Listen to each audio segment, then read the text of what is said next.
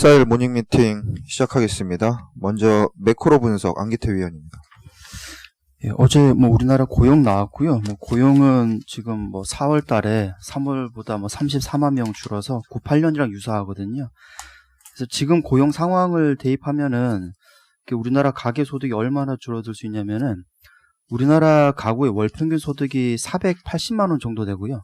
그럼 한 명이 벌든 먹발이를 하든 간에 480만 원이고 이 중에 이제 근로소득 330만 원에 사업소득 90만 원 정도인데 98년에 우리나라 도시가구 소득이 17% 줄었었거든요. 이걸 단순 대입하면은 지금 고용 침체 때문에 우리나라 근로소득이나 사업소득 감소할 수 있는 게 한 70만 원 정도가 감소할 수 있어요. 고용으로 줄어드는 게 70만 원 감소. 그런데 지금 정부 재난지원금이 가구당 평균 70만 원이 들어가요. 이게 1인 가구, 2인 가구 다른데 70만 원. 그러면은 5월, 6월에는 고용으로 줄어든 소득 감소분을 일단은 재난지원금을 메꿔버리게 돼요. 5월, 6월은. 마이너스 70에 플러스 70이 되니까. 그러면 5월, 6월은 소비가 그렇게 나쁘지 않을 수가 있는 계절이 되고요.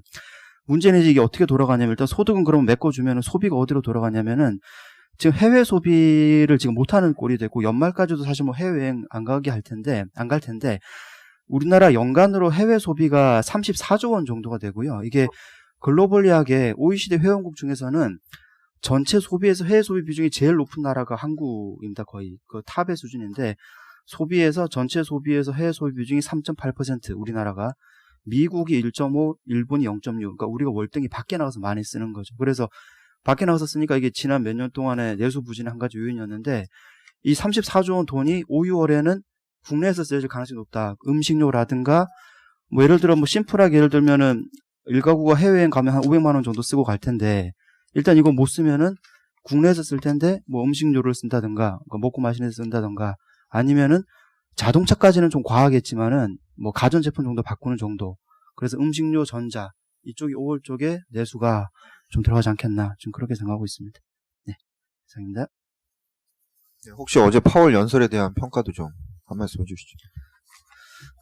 마이너스 기준금리는 없고 다른 정책을 다 쓴다고 했는데 사실 마이너스 기준금리는 유럽이나 일본 애들이 해봤는데 자산 가격은 좀 올렸지만 사실 실물 경기 진작은 거의 없었거든요, 효과가. 그러니까 당연히 이제 마이너스 금리는 없다. 그런데 다른 정책은 다 해보겠다 했기 때문에 어제는 시장이 당연히 이제 실망을 했고 왜냐면 장기 불황 예상한다 하면서 마이너스 금리 없다 하니까 어제 밀렸는데 정책적인 측면에서는 마이너스 기준금리 말고 뭘 쓸 수 있을까를 생각하면은 소설의 영역이긴 한데 계속 이제 파월 의장이 재정정책 필요하다고 얘기를 하거든요. 그러면은 올해 대선 지나고 나면은 내년에는 상당히 재정이 좀 더 추가로, 그러니까 지금 현금 지급만 계속 하는데 미국은 그거 말고 좀 뭔가 정부 차원에서 인프라를 한다든가 그런 쪽이 올해 대선 이후로 나오지 않겠나 좀 그렇게 보고 있습니다. 그러니까 통화 정책에 대해서는 일본이나 유럽이 실패한 건 우리는 안 하겠다 그거인 거고 다른 걸 해보겠다 그런 쪽으로 해석이 됩니다.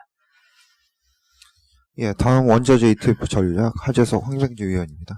네, 원자재 ETF 전략 말씀드리겠습니다. 저희 FICC 센터에서 원자재 담당 황병지 위원이 최근에 유가에 대한 전망을 비중 확대로 상향을 했습니다. 최근에 이제 수요 역시 바닥을 탈출한 신호가 나타나고 있기 때문에 연말까지 WTI 기준으로 배럴당 40달러대까지 완만한 반등을 전망을 하고 있고요. V자 반등이 아닌 완만한 반등을 전망을 하고 있습니다. 이에 따라서 관련돼서 유가의 상승에 편승할 수 있는 ETF 투자 전략을 자료로 작성을 했습니다.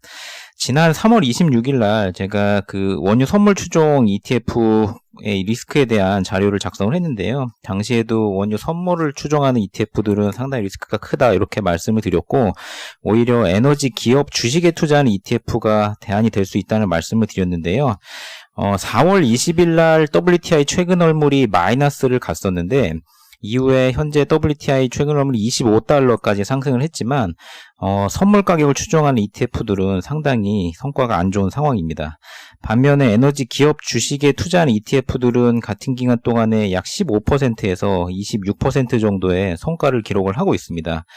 저희가 연말까지 배럴당 40달러 이상대까지 WTI 상승을 보기 때문에 역시 지금도 이 미국 에너지 기업 주식에 투자하는 ETF가 효과적인 투자 전략이 될 거라고 보고 있고요. 역사적으로 보면은 미국 에너지 기업 주식과 이 유가의 상관관계는 평균적으로 0.7 정도 되는데요.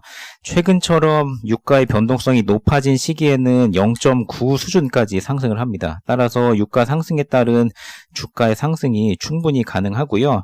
관련된 ETF로는 미국에 상장된 에너지 섹터 ETF, XLE와 VDE라는 ETF가 있고요. 그리고 이 E&P 기업에만 투자하는 XOP라는 상품이 있고 기타 이 오일 서비스 기업에 투자하는 ETF들도 있습니다.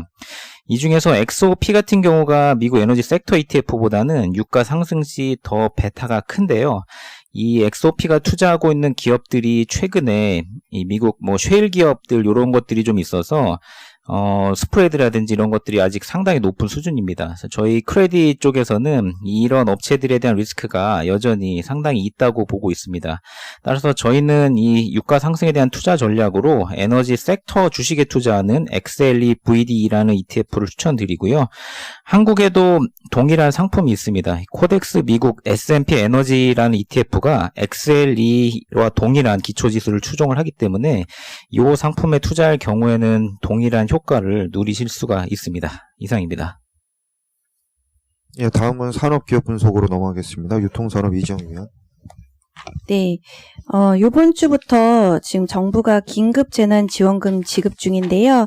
이게 한시적 기간 동안 한정적 업태에서만 사용할 수 있어서 유통업에 좀 상당한 변화가 예상이 되어서 자료를 작성을 했습니다.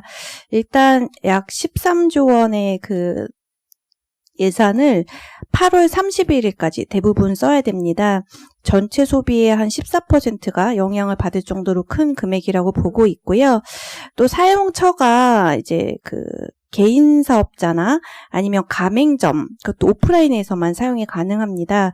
그래서 이쪽으로 좀 많이 쏠릴 것 같고요. 그리고 품목에도 또 제한이 있어서요. 일단 소비 지출 비중이 크고 긴급 재난 지원금 사용이 가능한 식료품 구입, 외식비, 교육비 지출에 주로 사용될 것으로 그렇게 생각이 되고 있습니다. 그래서 3페이지의 표 2 보시면은 지금 이제 긴급 재난 지원금 사용 가능 혹은 이제 사용 제한 업종에 대해서 좀 정리를 해놨고요. 이거에 따라서 좀 앞으로 3개월간 유통산업에 많은 왜곡이 예상이 된다라는 거고요. 4페이지 그림 3에 보시면 이제 업태별로 나눠봤을 때 이제 사용 가능 업태는 오른쪽에 있는 겁니다.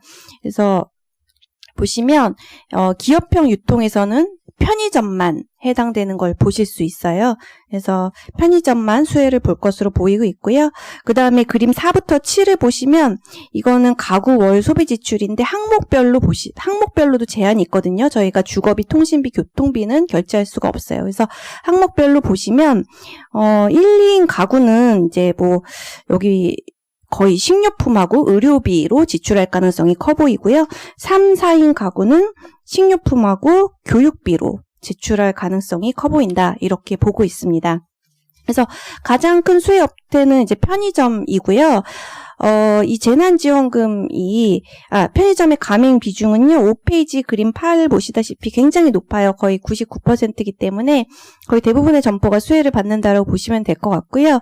이 재난지원금이 인당 기준으로는 1인 가구가 가장 많습니다. 1인 가구 40만 원을 받고요. 4인 가구가 100만 원 받습니다. 그래서 1인 가구 고객이 많은 편의점의 수혜가 결코 적지 않을 것으로 보고 있고, 근데 편의점에서 살 게 없지 않냐라고 하는데, 이제 지방정부에서 먼저 재난지원금을 지급을 했죠. 그래서 그때 봤더니 제일 많이 팔린 품목이 와인이었어요. 와인이 전월 매출 대비 777% 상승했다고 하고요. 편의점에서 이런 거 의식해서 막 비싼 고기 같은 것도 갖다 놓거든요. 근데 그런 것도 400% 팔렸다 그러고.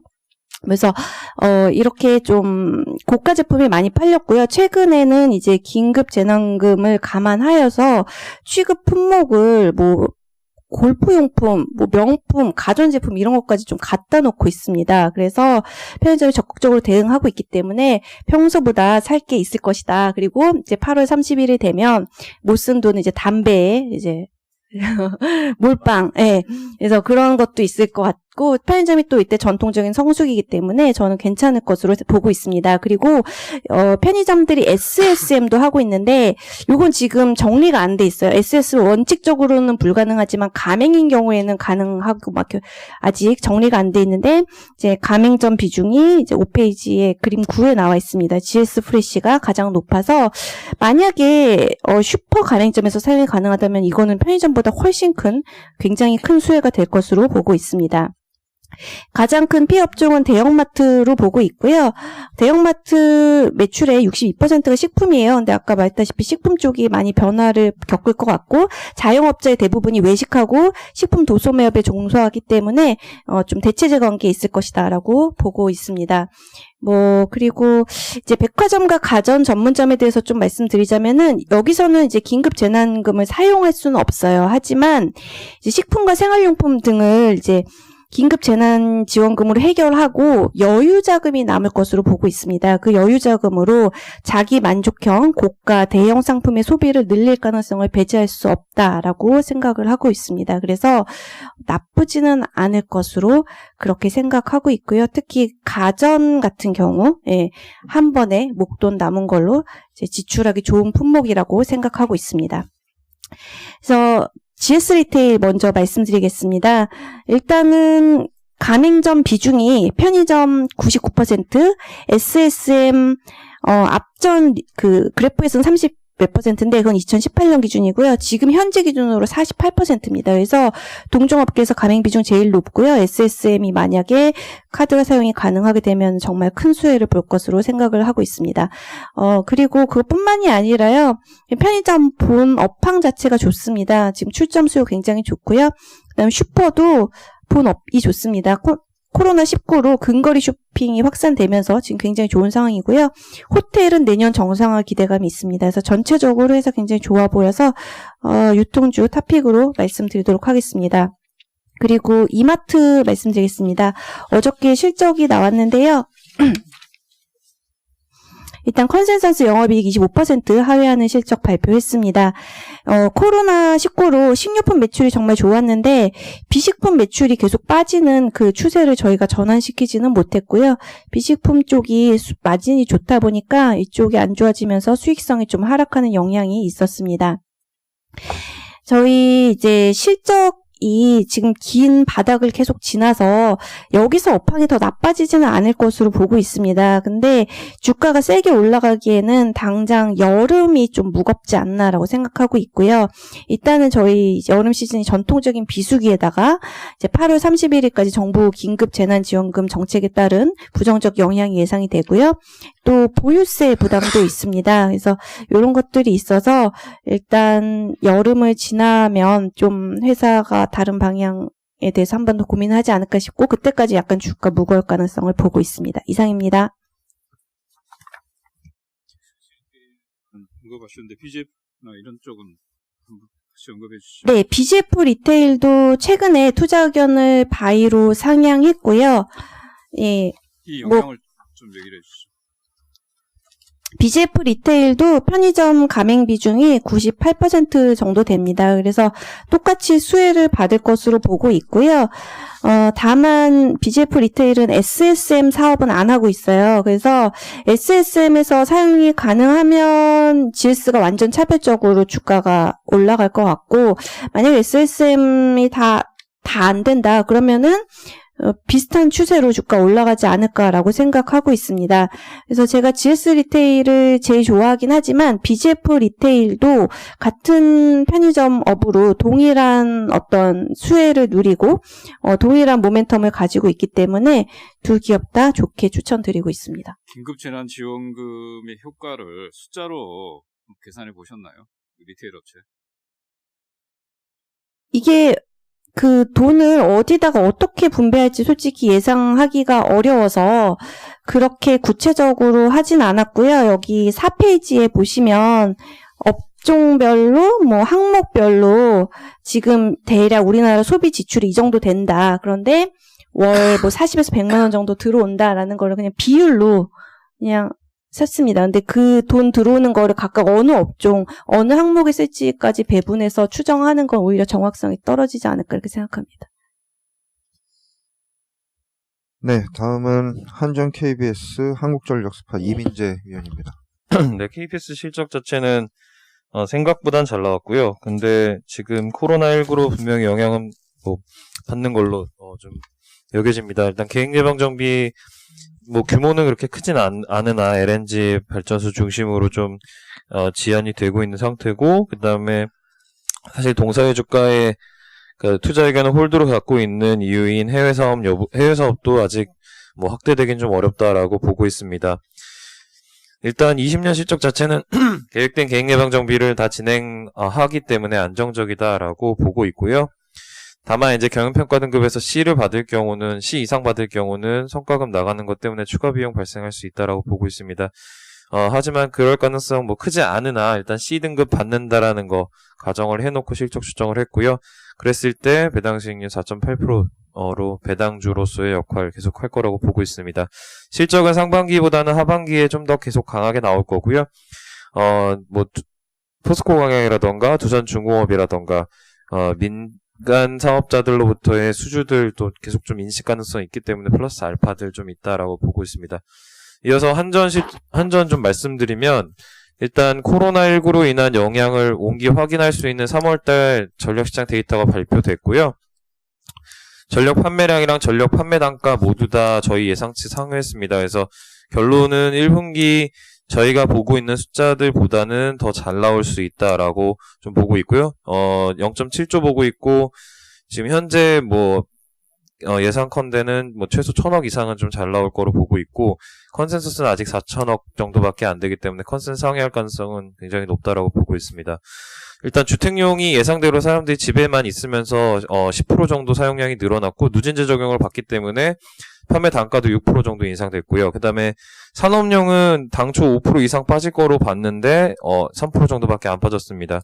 그리고 산업용이 이제 3% 정도밖에 안 빠지면서 믹스 개선 효과 발생했고, 그로 인해 판매 단가는 1.6% 정도 상승을 하면서, 이게 전반적으로 따져보면은 연간 이런 효과들이 계속 된다면은 2% 이상의 전기요금 인상 효과들이 발생하고, 실적단에서 보면은 1.2조 원 정도 개선되는 효과들이 있기 때문에 뭐 지금 같은 상황이 계속되는 건 동사에 좀 유리하다라고 판단을 하고 있고요. 다만 이제 3월 달에 석탄 발전이 기존보다 10%포인트 이상 빠지면서 50% 낮아지면서 기저발전 비중 빠진 것들로 예상보다는 실적이 좀 덜 나오는 거라고 좀, 그러니까 사실 더 잘 나올 수 있는데 일정 부분 이런 비용 쪽 반영되는 것들 때문에 좀 부정적이다라고 보고 있습니다. 뭐 일단 컨센 상회할 가능성 굉장히 높다 보고 있고, 내일 실적 2시에 발표됩니다. 예, 다음은 한화에어로스페이스 최진명 위원입니다. 네, 하나에어로스페이스 말씀드리겠습니다. 일단 실적은 저의 추정이나 시장 컨센서스에 일치했다고 이렇게 봐주시면 될 것 같고요. 컨셉 자체는 예상대로 나왔다고 이렇게 보고 있습니다. 일단 방위사업 쪽은 다른 종목들이랑 마찬가지로 순조롭게 실적이 나왔고요. 코로나 사태 영향 없었던 거 확인이 됩니다. 항공 쪽으로 보면 이제 그 민항기 관련된 엔진 부품 이런 쪽 매출이 있습니다만은 요게 그 미국이나 유럽 쪽이 코로나가 좀 본격화된 게 2분기였기 때문에 일단 1분기까지는 피해가 없이 나왔습니다만은 회사 쪽은 2분기에는 이미 피해가 발생하고 있다고 이렇게 이야기를 하고 있기 때문에 이쪽은 2분기부터 둔화된다고 보시면 될 것 같습니다. 그 항공 엔진 같은 경우는 좀 납기 계약을 좀 장기 계약으로 하는 편인데요. 단기 계약으로 하고 있는 테크윈이나 파워 시스템, 정밀기계 이쪽은 이미 1분기부터 실적이 나빠진 게 포착이 되고 있습니다. 전체적으로는 기존에 말씀을 드린 대로 방위사업 쪽은 괜찮은데 민수 쪽은 점차 나빠지고 있다 이렇게 봐주시면 될 것 같습니다. 그렇지만은 수익 측면에서 봤을 때 이 전체 매출에서 방산이 민수보다는 비중이 크고요. 이익 쪽으로 가면 그 지난해에도 사실 이익 대부분은 방산에서 나왔기 때문에 전체적인 이익 구조가 그렇게 깨지지는 않는다라고 생각을 해서요. 민수 쪽이 조금 나빠지더라도 방산이 올해 좋아지고 있기 때문에 결론적으로는 작년이랑 비슷한 수준의 그 이익이 나올 것 같다 이렇게 보고 있습니다. 그래서 목표 주가는 기존에 25,000원에서 28,000원으로 올리겠습니다. 그 이유는 그간 방산주들이 대부분이 올랐기 때문에 그런 점 반영해서 조정했다고 보시면 될 것 같습니다. 이상입니다. 예, 순서를 잠깐 바꾸겠습니다. 고정우 2차전지 산업. 예, 어제 장중에 발간한 코멘트입니다. 예, 배터리 산업에서 이제 큰 이벤트가 있었는데요. 예, 현대차 경영진이 이제 삼성 SDI 천안 공장 방문해서 이제 삼성 SDI에 대한 이제 삼성 경영진들과 이제 차세대 배터리에 대해 이제 의견을 교환했다는 게 이제 이벤트였습니다. 그래서 어제 2차 전지 업종 주가 이제 크게 올랐고요. 지수 상승을 이제 견인을 했는데 특히 삼성 SDI 밸류체인 중심으로 이제 크게 상승을 했습니다. 이제 아무래도 이제 시장은 이제 삼성 SDI의 현대차용, 전기차용 배터리 공급 기대감이 이제 크게 반영된 것으로 저희는 판단하고 있고요.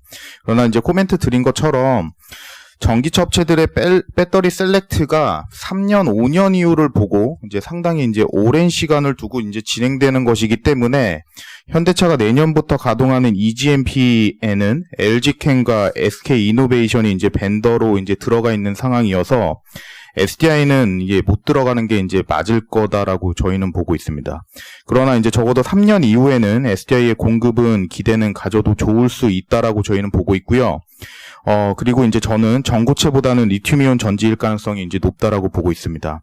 향후 삼성 SDI가 이제 현대차로 공급이 진행될 시에는 밸류체인 중에서 저희가 주목해야 되는 업체, 지금 상장업체 기준으로 말씀드립니다. 비상장업체로 하면 상당히 많은데, 상장업체 기준으로 일진 머티리얼스가 있고요, 동박. 그 다음에 SKC가 있고, 신흥 SEC, 그 다음에 에코프로 BM, 그리고 환학스이텍을 가지고 있는 이제 동아 기업 등이 이제 수혜가 클 것으로 저희는 보고 있습니다. 그리고 어제 이제 투자자들이 가장 많이 이제 주셨던 질문들에 대해서 공유를 드리면, 첫 번째가 이제 전고체 전지입니다, 당연히. 그리고 이제 두 번째가 이제 원통형 전지인데, 우선 첫 번째 전고체 전지부터 이제 말씀을 드리면, 현재 전고체 전지 공급 여부는 아직 판단하기 이르다라는 게 이제 제 주장이고요. 우선은 전고체 전지는 아직 기술적 난제 부분도 상당하고, 도요타가 2018년도에 이제 제시한 로드맵 중에 21년에 양산 전기차에 이제 적용한다는 얘기도 이제 더 이상 이제 진전이 없는 상황이다라고 놓고 보면, 아직은 저희는 조금 이른 시점이지 않나라고 보고 있고요. 그리고 삼성 SDI 등 LG화학 등이 이제 내년부터 지금 양산하는 게 한 번 충전으로 600km 이상 가는 전지를 양산을 합니다. 그리고 가격도 한 20% 정도 이제 싼 전지가 양산되기 때문에 이게 어제 오늘 얘기는 아니지만 아직 비욘드 리튬에 대해서 얘기하는 거는 조금 시기상조이다라고 보고 있고요. 양산성 측면에서 우위에 있는 리튬이온 전지 공급이 될 가능성이 저희는 높다라고 보고 있습니다. 그리고 원통형 전지는 테슬라와 같은 이제 원통형 전지 공급이 가능할 거다라고 이제 보고 있는데 우선 전 세계 캐파에서 삼성 SDI가 파나소닉 다음으로 이제 두 번째로 큽니다.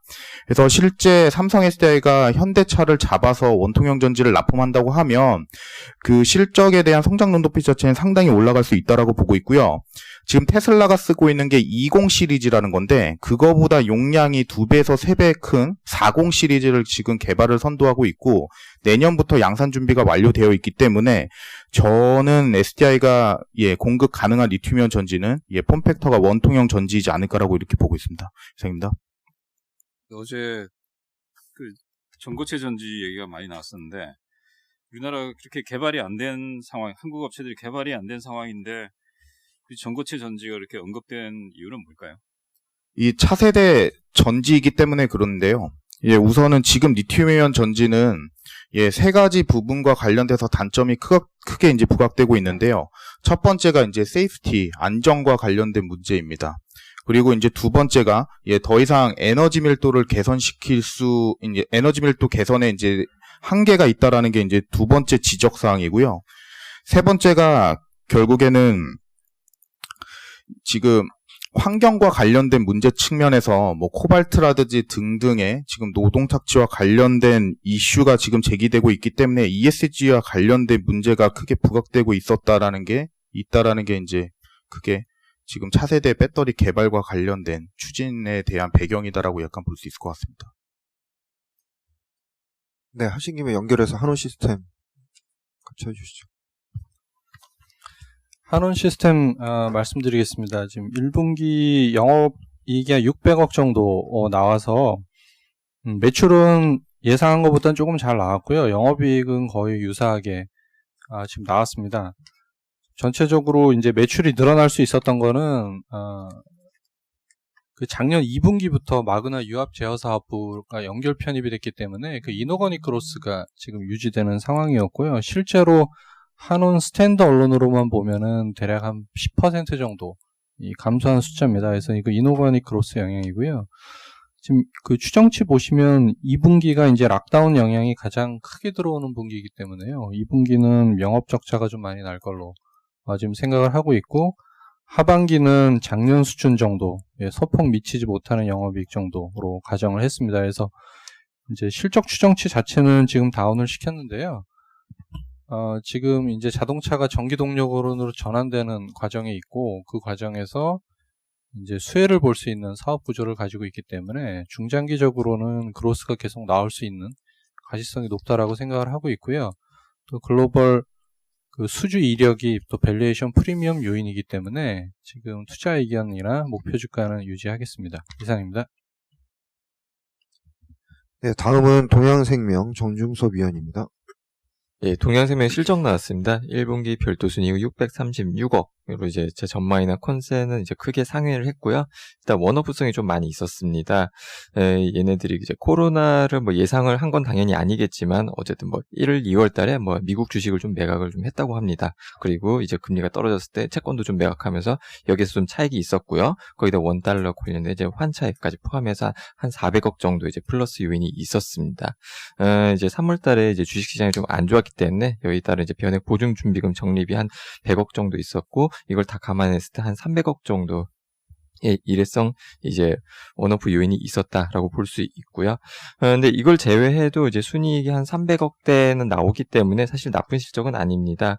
하지만 그럼에도 불구하고 지금 현재 뭐 금리가 역대 최저 수준을 향하고 있는 점, 그리고 사실 이제 동양생명이 1분기에 이제 자본 확충을 좀 하려고 했습니다. 신종을 발행하려고 했는데 이제 시장이 워낙 안 좋다 보니까 이제 철회를 했어요. 이제 그런 것들도 좀 이제 주가의 노이즈 요인으로 작용할 수 있다라고 보고 있고요. 또 이제 경기가 아무래도 이제 좋은 방향은 아니기 때문에 신계약 영업 환경도 좋지 않다라는 걸 라고 생각을 하고요. 이런 것들을 감안해서 목표 주가를 이제 4,200원에서 3,600원으로 하향합니다. 이상입니다. 네, 다음은 펄어비스 컴투스 KT 안재민 위원입니다. 네, 먼저 펄어비스랑 컴투스를 조금 같이 해서 말씀을 좀 드리겠습니다. 둘의 차이는 일단 신작의 차이인데요. 일단 펄어비스를 보시면 이제 붉은 사막이라는 게임이 이제 차기 신작입니다. 이게 기존에 한 21년 상반기 정도에 이제 출시를 할 계획이었고요. 그에 이어서 이제 도깨비라는 게임하고 플래네이트도 2021년, 2년 요 정도에 이제 출시를 하려고 했었는데, 어제 일단 실적 발표에서 붉은 사막이 2021년 4분기라고 일단은 발표를 했습니다. 뭐 게임 회사들 보셔서 아시겠지만 지금 21년 4분기 정도에 출시를 하겠다라고 하면 또 한두 개 분기는 또 미뤄질 수도 있다라는 미뤄질 수도 있고요. 이런 부분들 때문에 일단은 모멘텀이 조금 약해질 수 있는 구간이다라고 저희는 판단하고 있습니다. 그래서 홀드 의견 유지하고요. 최근에 좀 주가가 뭐 저희는 의견 홀드였지만 좀 주가가 좀 튀었습니다. 뭐 게임주 전반적으로 좀 올라가기도 했고, 그 섀도우 아레나라는 게임이 이제 5월 달에 출시를 하고요. 얘는 근데 이제 뭐 그 장르나 이런 것들이 좀 대박이 날 수 있는 상황의 게임은 아니고, 4월 말에 이제 중국에서 이브 온라인이라는 게임 판호 받아서 출시를 했는데, 이것도 이제 13년 전에 나왔던 게임의 이제 약간 리마스터 버전 이런 컨셉이다 보니까 매출에 어마어마한 기여를 하지는 못하고 있는 걸로 저희는 판단하고 있습니다. 그래서 실적은 1분기 실적은 잘 나왔지만 여전히 저희는 홀드 의견 유지하도록 하겠습니다. 컴투스는 반대로 실적은 부진했습니다. 실적은 오히려 안 좋았는데 신작에 대한 이제 기대감이 좀 붙을 수 있다라는 점에서 투자 의견 바이를 유지를 합니다. 서머너즈 워 100년 전쟁이라는 게임이 올해 4분기 정도에 출시를 할 예정이고요. 서머너즈 워 자체는 지난 뭐 6년간 매출이나 모든 거에 관련해가지고 양호하게 이제 성장을 해왔고, 뭐, 꾸준히 지금 매출이 나오고 있는 상황입니다. 지금 현재, 컴투스 매출의 거의 70~80%가 다 서머너즈워라고 해도, 서머너즈워인데요. 이 부분들의 이제, 얘 IP를 활용한 100년 전쟁이 어쨌든 올해, 뭐 연말 정도에 일단 출시가 될 거기 때문에 여기에 대한 기대감들은 충분히 좀 가질만하다라고 판단하고 있고, 어제 좀 의외로 회사가 신작에 대한 자신감을 좀 피력을 했다라는 부분들, 그리고 이 다음 작으로 서머너즈와 크로니클이라는 게임도 있을 예정이어서 신작 모멘텀은 좀 더 있다라는 측면에서 컴투스는 바이를 유지하도록 하겠습니다. KT도 실적이 괜찮았습니다. LGU 플러스가 지난주에 이제 5G 효과 때문에 실적도 좋았고 주가도 지금 계속 올라가고 있는 상황인데요. 마찬가지로 KT도 지금 5G 효과로 인해서 드디어 이제 이익들이 돌아서기 시작을 하고 있습니다. 매출이 일단은 견인을 하고 있고, 그 영업이익도 이제 서서히 돌아설 것으로 저희는 기대를 하고 있고요. 가입자가 조금 더딘 건 사실입니다. 이제 아시는 대로 코로나 때문에 오프라인 매장들이 잘 안 돼서 이제 휴대폰 판매가 좀 떨어지고 있어서 가입자는 슬로우한데, 반면에 이제 저희는 마케팅 비용을 안 쓰다 보니까 실적이나 이런 부분들은 양호하고요. KT 이제 CEO가 바뀌었습니다. 그래서 이제 향후 3년간 어떻게 이제 회사를 꾸려갈지 이런 거에 대한 좀 전략들이 아마도 공개가 조만간 될 것 같은데, 중장기 배당 정책이나 지금 사실 배당 정책이라는 게 없었습니다. 그래서 정책이라든지 이제 장기 그 자회사들이 이제 정리하는 부분들, 이런 것들에 대한 언급이 있지 않을까 저희 판단하고 있습니다. 이상입니다. 펄어비스요. 그 저기 매출액하고 영업이익을 좀 많이 올리셨는데요. 어디서 좀 어떻게 올랐는지 설명 좀 부탁드리겠습니다. 1분기가 저희가 생각했던 것보다 한 10% 정도 이상 좀 잘 나온 부분들이 있고요. 그 섀도우 아레나가 저는 원래 한 4분기, 그러니까 3분기 말에 출시를 할 걸로 예상을 했는데 5월 달로 좀 앞당겨진 거가 좀 앞으로 이렇게 오다 보니까 반영이 된 겁니다. 그 금액 자체를 올리진 않았습니다. 일평균 매출 금액을 올리진 않았고요. 시기를 당겨진 거에 대한 올라감입니다. 어제 뭐 한중 정상들 통화도 했고, 그다음에 시진핑 방한도 뭐 한다고 이야기하고 있는데, 혹시 판호 관련돼 가지고 업데이트 되시나요? 뭐 판호 관련해서는 사실 좀 관심이 많으신 건 사실이 있고요. 펄어비스가 일단 그 이브 온라인을 일단 받기도 해서 이거에 대한 좀 이제 최근에 중국 관련주들, 뭐 펄어비스, 넷마블 이런 애들이 좀 많이 주가가 올랐고, 웹젠, 위메이드까지도 주가가 좀 반영을 한 것 같아요. 근데 좀 그 지난 한 6개월 동안 사실 있었던 것들이 이제 중국 판호가 되게 좀 강해졌습니다. 이게 저희의 문제가 아니고 중국 로컬 업체들 대상으로 해서 판호 발급이 좀 되게 까다로워졌고요. 그래서 일단은 조금은 보수적으로 말씀은 드리는데, 뭐 오늘 하루 이틀 정도는 모멘텀을 좀 작용하지 않을까 말씀드리고, 종목은 좀 전에 언급되었던 그 종목들이 중국주다라고 보시면 될 것 같습니다. 예, 다음은 KTNG 조미진 위원입니다. 네, 어제 장중에 KTNG 실적 공시했고요. 매출과 영업이익 각각 전년 대비 조금 하락을 했습니다.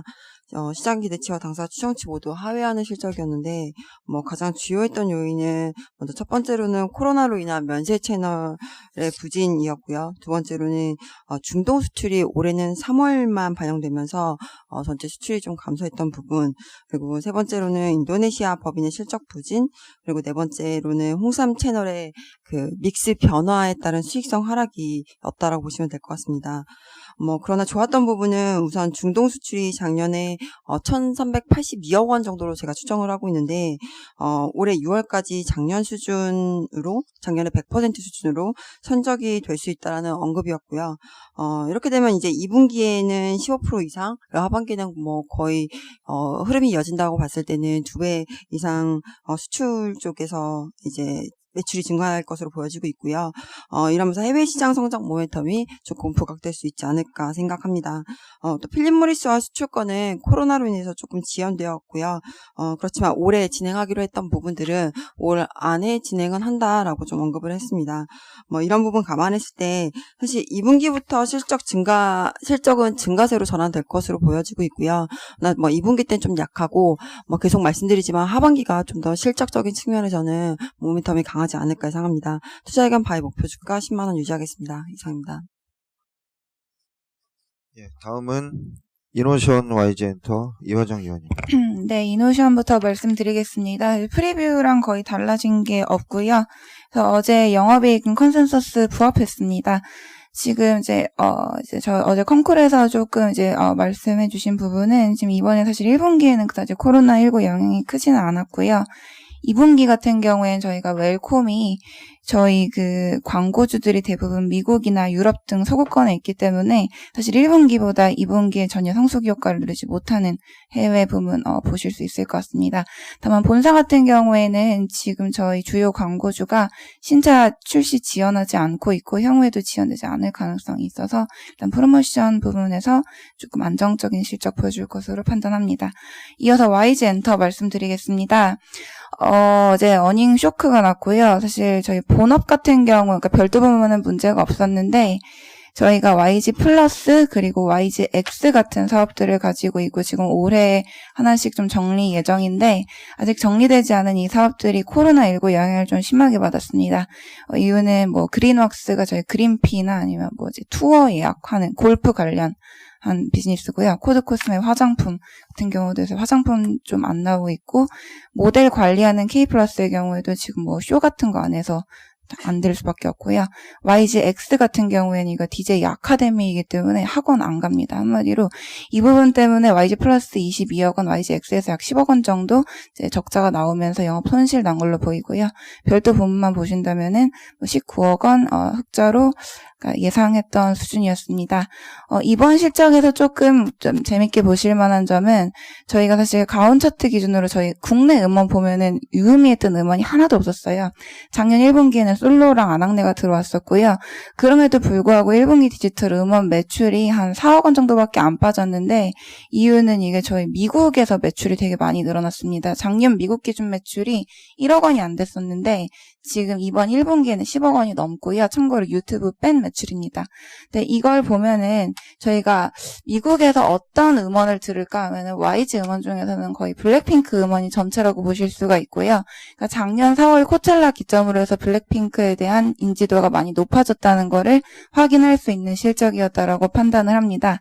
이 부분 때문에 저희가 코로나19 완화된 이후에 미국 투어를 재개를 한다면 작년에 받은 프로모터 피 대비해서 두세 배 넘는 피 받을 수 있을 것으로 판단 가능합니다.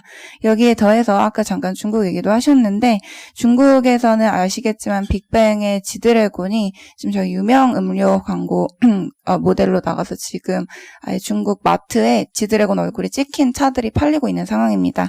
이제 저희 높은 인지도가 이제 빅뱅 인지도가 중국에서 여전함을 증명하고요. 이 부분 고려할 때 한한령 해제됐을 때 제일 먼저 콘서트 재개할 수 있는 사업자로 이제 수혜 기대하고 있습니다. 네, 이상입니다. 네, 마지막으로 페노션 정현승 위원입니다. 네, 페노션 말씀드리겠습니다. 운임이 26% 하락했는데도 불구하고 매출이 4.5% 정도 증가하면서 생각보다 실적이 나쁘지 않았고요. 낮아진 컨센서스를 충족하는 실적이 나왔습니다. BDI가 최근에 433포인트까지 다시 빠지면서 다시 좀 어려워지고 있는 상황인데요. 브라질발 수송 차질이나 일본의 그 철강 기업들의 생산 축소 이런 것들 때문에 단기 수요 회복 가능성은 높지 않은데 일단 밸류에이션이 역사적 저점 수준을 내려가 있기 때문에 이거는 어느 정도 반영돼 있다고 보고 있고요. 계속해서 말씀드리고 있는 중장기 수급 개선 기대감 유효합니다. 18년부터 19년 올해도 아마 선박 발주가 없을 것 같고요.